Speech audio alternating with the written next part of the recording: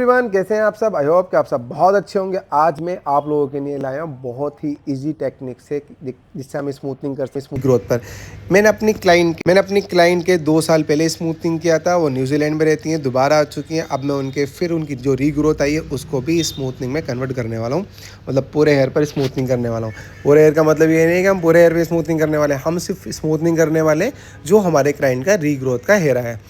मेरे क्लाइंट की जो पिछले 2 साल में ग्रोथ आई है वो डाउन टू शोल्डर लेंथ तक आ चुका है। तो मैं अब करने वाला हूँ सिर्फ उन्हीं हेयर पर क्रीम अप्लाई जो मेरे क्लाइंट का वर्जन हेयर है। बहुत सारे लोग क्या करते हैं, पूरे हेयर पर क्रीम लगाने के बाद परेशान हो जाते हैं, दिक्कत आती है, हेयर बर्न हो जाते हैं। तो आपने हेयर की कंडीशन के अकॉर्डिंग प्रोडक्ट अप्लाई करना है। मैं वेला का एन लगा रहा हूँ जो रेसिस्टेंट और स्ट्रॉन्ग प्रोडक्ट है। जैसे आप वेला में देखते होंगे, लॉरियल में आता है, हमारा मैट्रिक्स में आता है रेसिस्टेंट, ठीक है। तो लॉरियल में एक्स्ट्रा रेसिस्टेंट आता है, बट जो मैं यहाँ अप्लाई करने वाला हूँ, यहाँ मैं अप्लाई कर रहा हूँ वेला का एन प्रोडक्ट सिर्फ उतने ही हेयर पर जो जितना रीग्रोथ है। मैं जोड़ पर पानी इसलिए स्प्रे इसलिए कर रहा हूँ कि जो मेरा ओल्ड स्मूथनिंग वाला हेयर है, जो मैंने 2 साल पहले स्मूथनिंग किया है, और अब जो रीग्रोथ आया है, जो मैं वहाँ पर एप्लीकेशन कर रहा हूँ, ताकि उन दोनों का जो जोड़ है वो वीक ना हो। मेरे क्लाइंट के हेयर बिल्कुल भी 1.5 इंच का 1 सूत भी बिल्कुल भी मेरे क्लाइंट के हेयर डैमेज नहीं होने देना है। इसलिए मैं आप पर स्प्रे का यूज़ कर रहा हूँ। वो एक नॉर्मल वाटर स्प्रे है जैसे हम लोग हेयर कट में यूज़ करते हैं। तो सिर्फ आपने देख रहे हो कि मेरी जो एप्लीकेशन है, सिंगल हैंड से एक आपने हेयर पकड़ना है और सिंगल हैंड से ही आपने प्रोडक्ट अप्लाई करना है। जब आपका प्रोडक्ट पूरा कंप्लीट हो जाएगा, पूरा कंप्लीट होने के बाद तो आपको पता है कि हमें क्या करना होता है। स्मूथनिंग में हमेशा ध्यान रखें कि अगर आप फर्स्ट टाइम कर रहे हैं तो पहले टेक्सचर को चेक करें। स्ट्रॉन्ग टेक्सचर के लिए स्ट्रॉन्ग प्रोडक्ट लगाएं और वीक टेक्सचर के लिए हमेशा वीक प्रोडक्ट लगाएं, ठीक है। जो मतलब माइल्ड प्रोडक्ट आता है, जितना स्ट्रॉन्ग प्रोडक्ट होगा वो उतना स्ट्रॉन्ग हेयर के लिए होगा, जितना नॉर्मल प्रोडक्ट होगा वो नॉर्मल हेयर के लिए होगा। फाइनली फिर उसके बाद जो मेरा प्रोसेस था वो पूरा हो चुका है। आफ्टर 25 मिनट्स मैं अपने क्लाइंट के हेयर में चेक करने आ जाता हूँ बॉन्ड। जब मैं बॉन्ड की कंडीशन देखता हूँ तो मेरे को ऐसा लगता है कि 70% तक।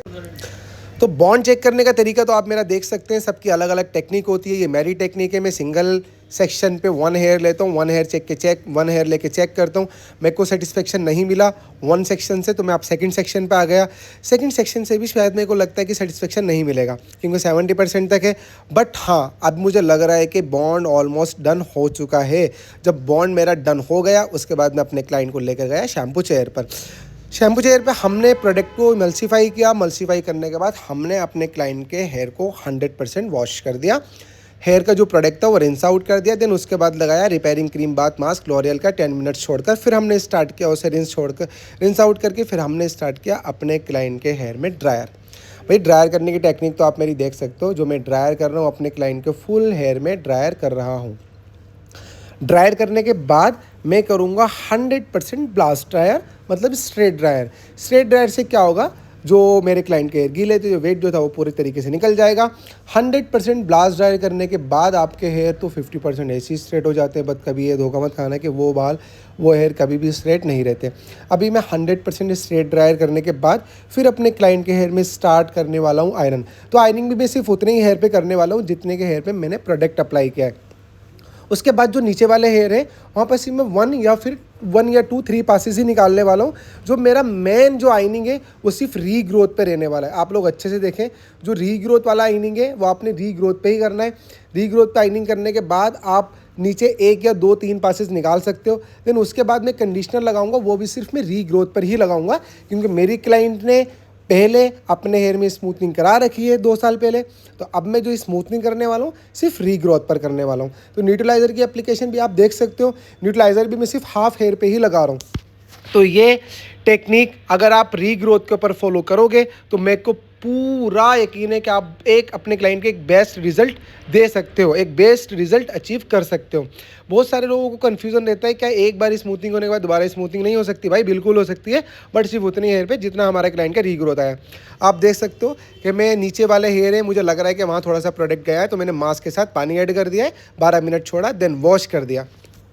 आप जब न्यूट्रलाइज़र वॉश करोगे तो आप हेयर मास्क भी लगा सकते हो, कंडीशनर भी लगा के 10 मिनट छोड़ सकते हो। अब आप देख सकते हो हम लोग कर रहे हैं अगेन ब्लास्ट ड्रायर।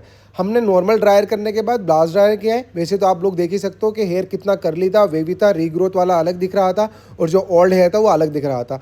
नॉर्मली आप फ्रंट का सेक्शन अगर मेरे क्लाइंट का देखेंगे वहाँ भी ब्लास्ट ड्रायर नहीं हुआ है, बट उसके बाद भी हेयर में शाइनिंग भी आ गई है और उनका जो हेयर का बैंड है वो 100% निकल चुका है। तो मेरे को यहाँ आइनिंग करने की नीड नहीं लग रही थी। मैंने सोचा यार यहाँ आइनिंग करनी चाहिए नहीं करनी चाहिए, पर मैंने ब्लास्ट ड्रायर से ही काम चला लिया क्योंकि मुझे वहाँ नीड बिल्कुल नहीं लगी। तो गाइस कैसे लगी आपको ये वीडियो? रीग्रोथ पे ट्रीटमेंट इस तरीके से ही किया जाता है, फाइनल रिजल्ट रहा ये। कैसे लगी आपको वीडियो प्लीज़ कमेंट करके